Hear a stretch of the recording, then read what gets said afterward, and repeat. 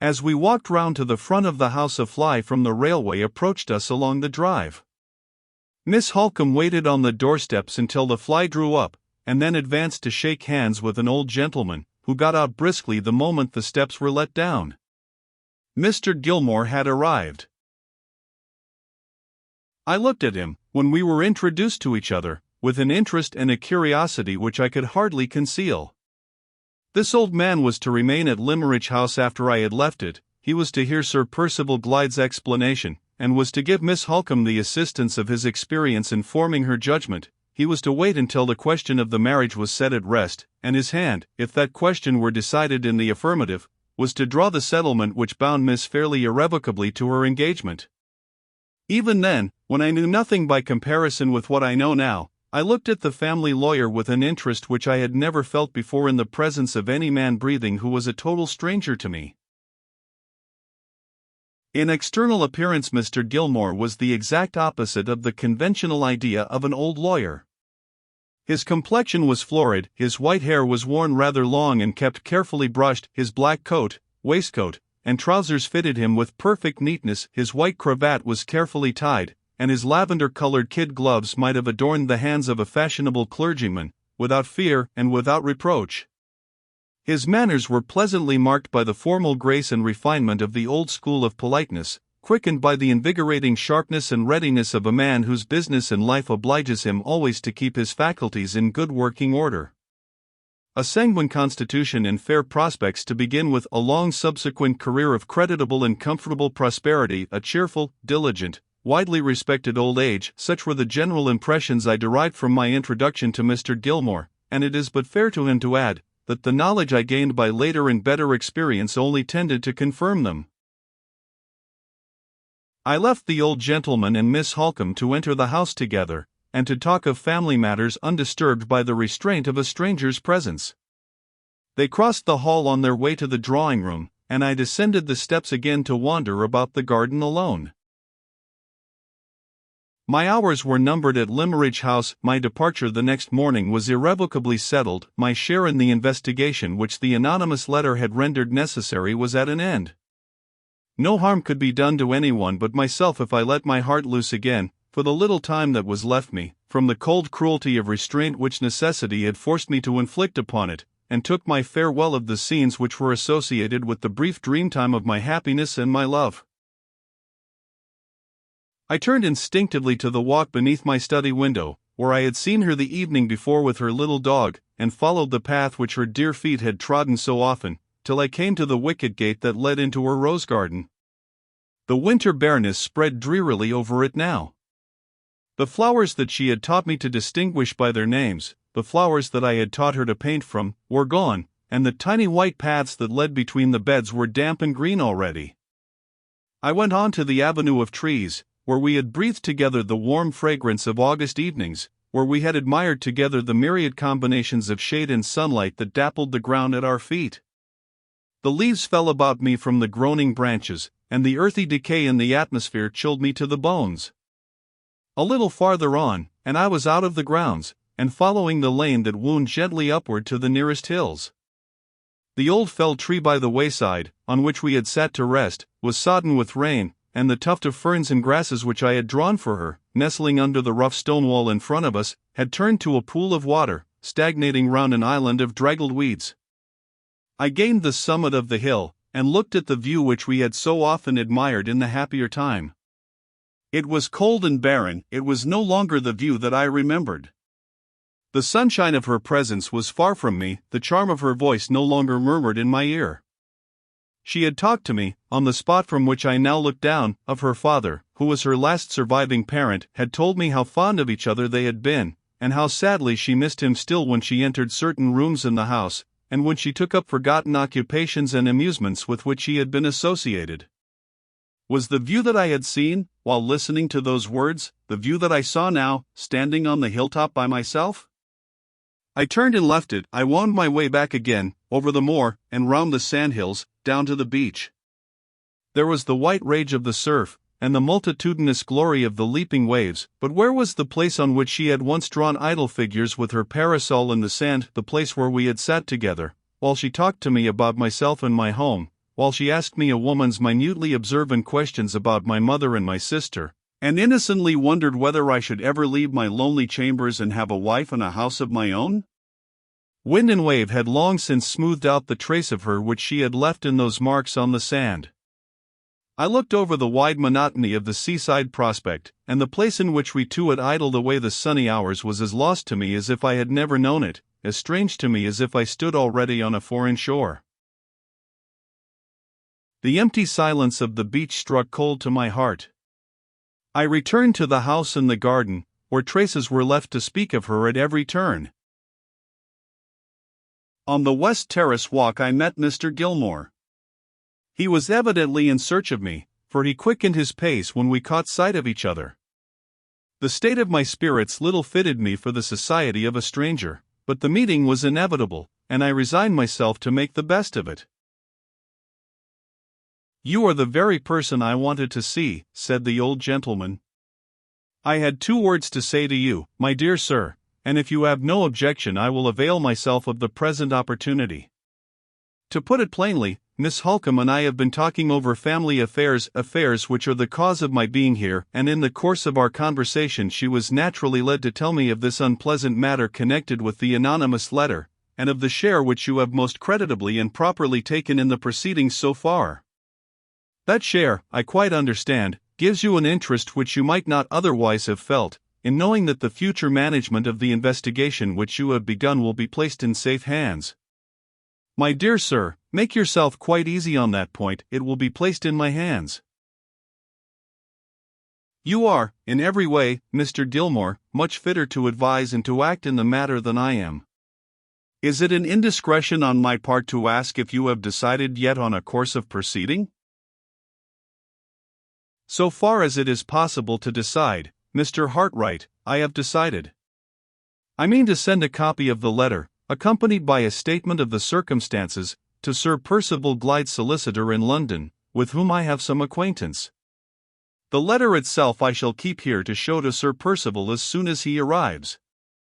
The tracing of the 2 women I have already provided for, by sending one of Mr. Fairley's servants, a confidential person, to the station to make inquiries. The man has his money and his directions, and he will follow the women in the event of his finding any clue. This is all that can be done until Sir Percival comes on Monday. I have no doubt myself that every explanation which can be expected from a gentleman and a man of honor, he will readily give. Sir Percival stands very high, sir, an eminent position, a reputation above suspicion. I feel quite easy about results, quite easy, I am rejoiced to assure you. Things of this sort happen constantly in my experience. Anonymous letters, unfortunate woman, sad state of society. I don't deny that there are peculiar complications in this case, but the case itself is, most unhappily, common. I am afraid, Mr. Gilmore, I have the misfortune to differ from you in the view I take of the case." "Just so, my dear sir, just so. I am an old man, and I take the practical view. You are a young man, and you take the romantic view. Let us not dispute about our views. I live professionally in an atmosphere of disputation, Mr. Hartright, and I am only too glad to escape from it, as I am escaping here. We will wait for events, yes, we will wait for events. Charming place this. Good shooting? Probably not, none of Mr. Fairley's land is preserved, I think. Charming place, though, and delightful people. You draw and paint, I hear, Mr. Hartright? Enviable accomplishment. What style?" We dropped into general conversation, or rather, Mr. Gilmore talked and I listened. My attention was far from him, and from the topics on which he discoursed so fluently. The solitary walk of the last 2 hours had wrought its effect on me. It had set the idea in my mind of hastening my departure from Limmeridge House. Why should I prolong the hard trial of saying farewell by one unnecessary minute? What further service was required of me by anyone? There was no useful purpose to be served by my stay in Cumberland, there was no restriction of time in the permission to leave which my employer had granted to me. Why not end it there and then? I determined to end it. There were some hours of daylight still left. There was no reason why my journey back to London should not begin on that afternoon. I made the first civil excuse that occurred to me for leaving Mr. Gilmore, and returned at once to the house. On my way up to my own room I met Miss Holcomb on the stairs.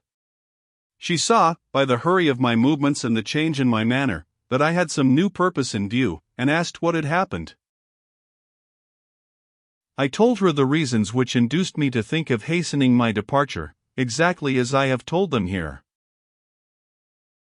"No, no," she said, earnestly and kindly, "leave us like a friend, break bread with us once more. Stay here and dine, stay here and help us to spend our last evening with you as happily, as like our first evenings, as we can. It is my invitation, Mrs. Vesey's invitation." She hesitated a little, and then added, "Laura's invitation as well." I promised to remain. God knows I had no wish to leave even the shadow of a sorrowful impression with any one of them. My own room was the best place for me till the dinner bell rang. I waited there till it was time to go downstairs. I had not spoken to Miss Fairley, I had not even seen her all that day. The first meeting with her, when I entered the drawing-room, was a hard trial to her self-control and to mine. She, too, had done her best to make our last evening renew the golden bygone time, the time that could never come again.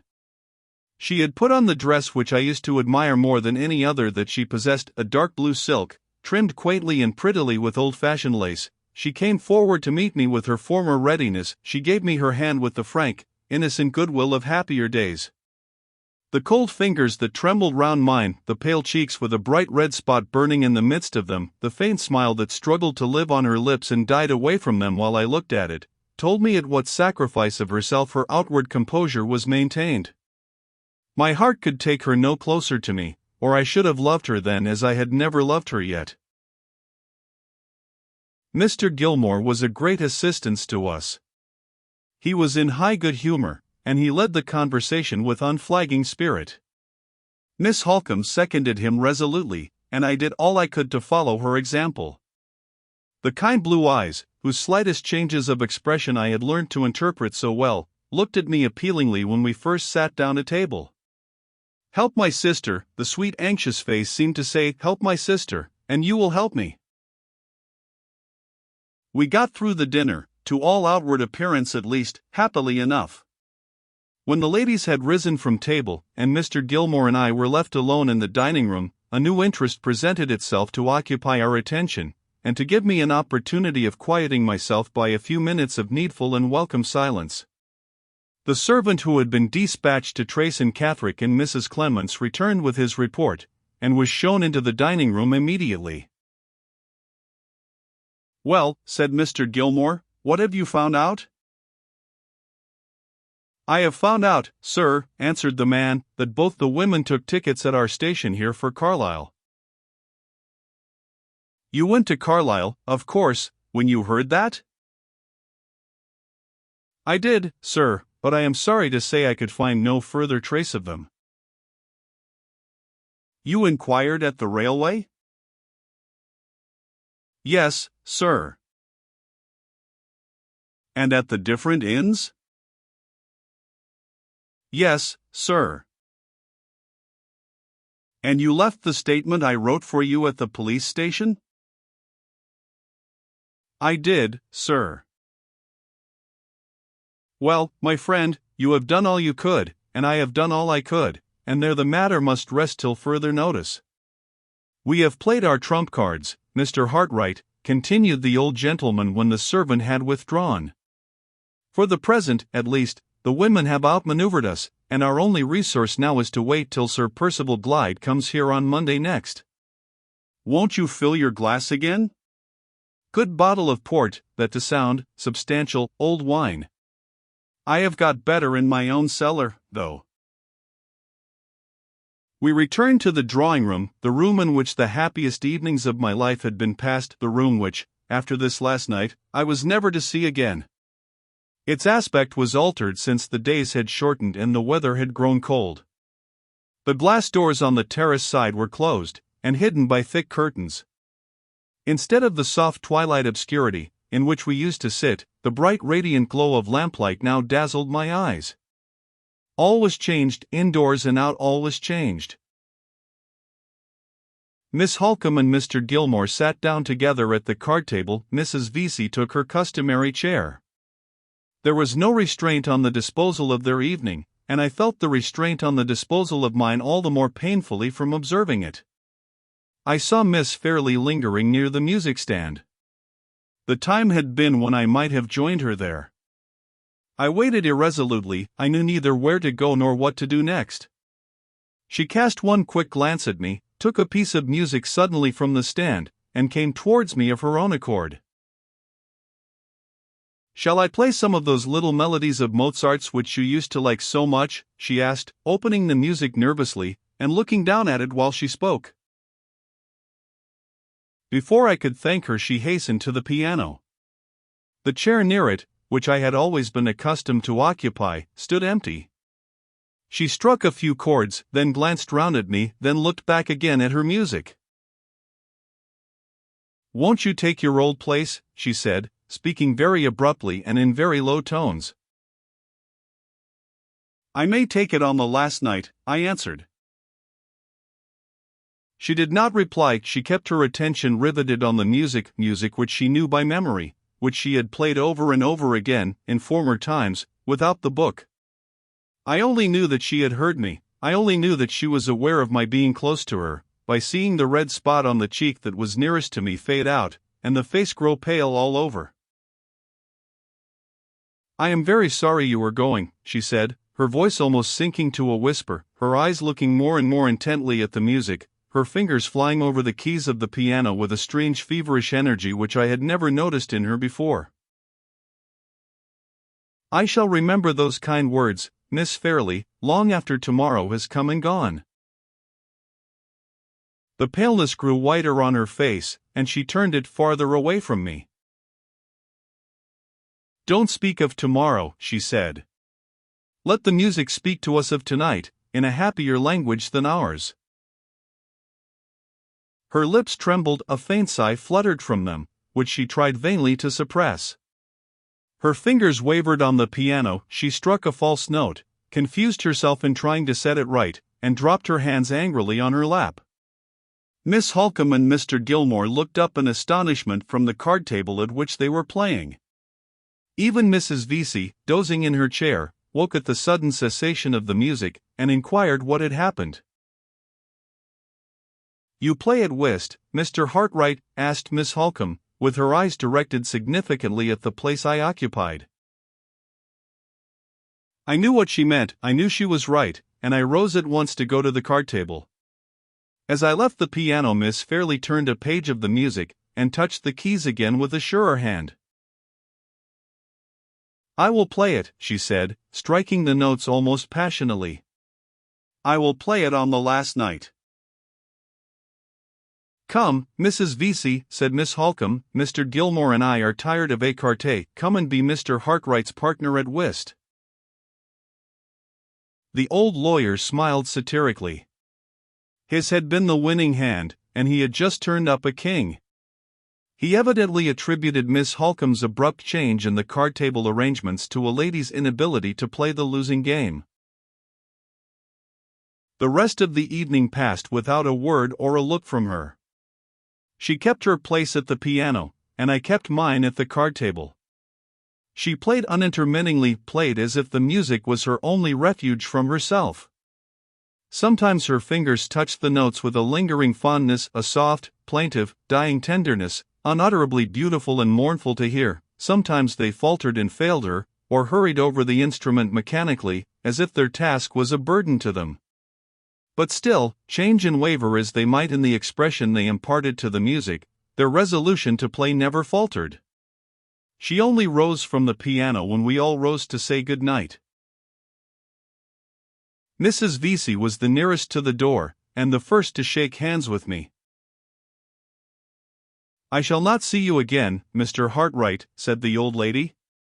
"I am truly sorry you are going away. You have been very kind and attentive, and an old woman like me feels kindness and attention. I wish you happy, sir. I wish you a kind goodbye. Mr. Gilmore came next. I hope we shall have a future opportunity of bettering our acquaintance, Mr. Hartright. You quite understand about that little matter of business being safe in my hands? Yes, of course. Bless me, how cold it is. Don't let me keep you at the door. Bon voyage, my dear sir, bon voyage, as the French say. Miss Holcomb followed. 7:30 tomorrow morning, she said, then added in a whisper, I have heard and seen more than you think. Your conduct tonight has made me your friend for life. Miss Fairley came last. I could not trust myself to look at her when I took her hand, and when I thought of the next morning.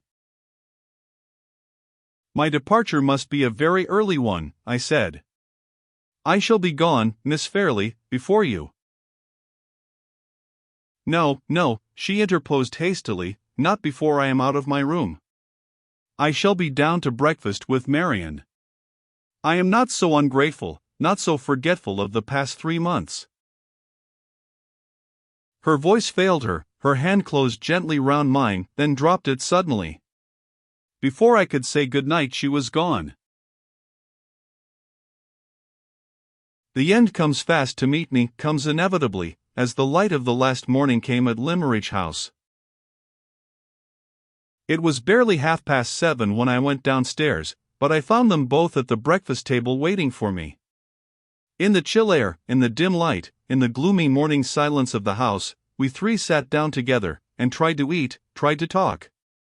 The struggle to preserve appearances was hopeless and useless, and I rose to end it.